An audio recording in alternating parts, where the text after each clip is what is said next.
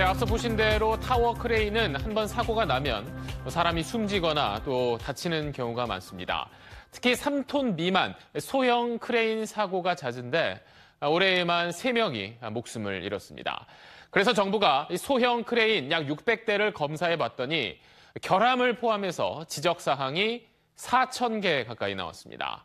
사람 생명이 걸린 문제인데 관리가 잘 되고 있는 건지 박재현 기자가 취재했습니다. 지난해 11월 부산, 타워 크레인 머리 부분이 뒤로 꺾이다가 두동강 납니다.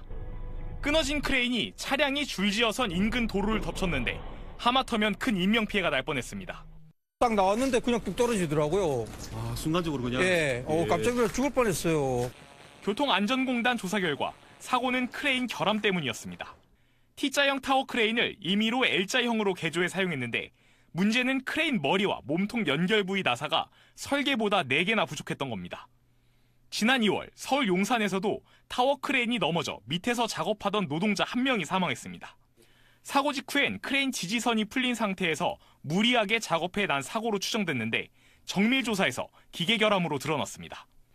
타워 크레인을 지탱하는 선은 모두 철심으로 만들게 돼 있는데 타워 크레인 전체를 지지하는 가장 중요한 선의 일부를 버티는 힘이 약한 섬유로 만든 겁니다.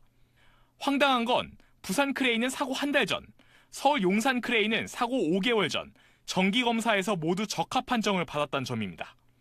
2018년 이후 사고가 난 크레인은 모두 40여 대인데 이들 모두 설치할 때 받은 검사에서는 적합 판정을 받았습니다.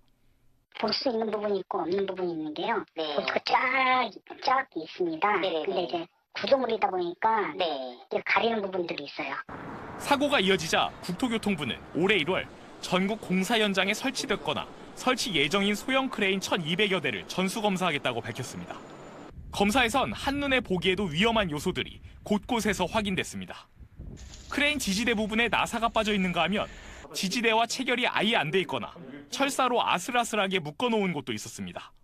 체결이 안 된 상태예요. 그래서 공간이 떠 있죠.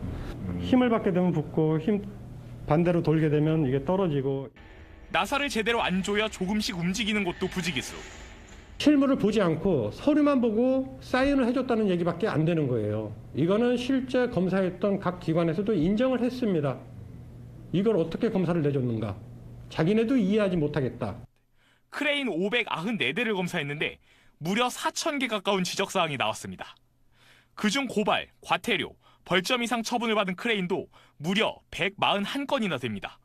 문제는 당초 살펴보기로 한 1,200대 크레인 중 절반 정도만 검사한 채 점검이 마무리됐다는 점입니다.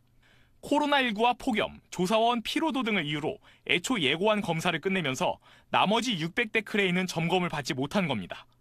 검사에 동참한 노조 항의에도 답이 없었습니다. 국토부는 수시로 설치됐다가 철거되는 소형 크레인 특성 때문에 공사장 내 설치된 크레인 위주로 검사를 진행했다며 추가 점검 계획은 없다고 밝혔습니다. 적합 판정을 받았던 타워 크레인의 사고가 다수 발생하고 있습니다. 부주의라고 많이들 얘기되었지만 그 문제점이 구조적인 결함이 있는 것으로. 잇따른 타워 크레인 사고에 제작 결함이 발견된 크레인 7대는 등록이 말소됐고 270여 대는 리콜과 판매 중지 결정이 내려졌습니다. 소형 크레인 사고는 오늘도 또 일어났습니다. 크레인 구조물이 휘면서 무너질 뻔한 겁니다. 정부가 검사를 공언하고도 마무리하지 않은 나머지 600대도 정밀 점검이 재개되지 않으면 크레인 사고는 또 반복될 가능성이 큽니다. SBS 박재현입니다.